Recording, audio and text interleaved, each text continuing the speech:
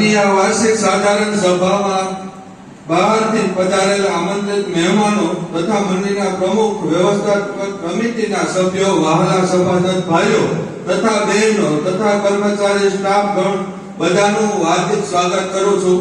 Agenda મુજબની કાર્યવાહી શરૂ કરી છે.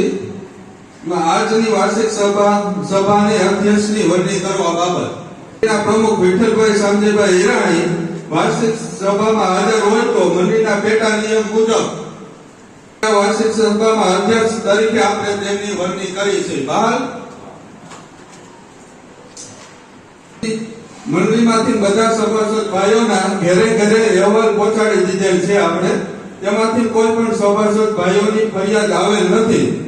તો એજન્ડા મુજબના આપણે 1 થી 9 ઠરાવ કરેલા હતા કે આપણે બહાર રાખી છે. મંજૂર.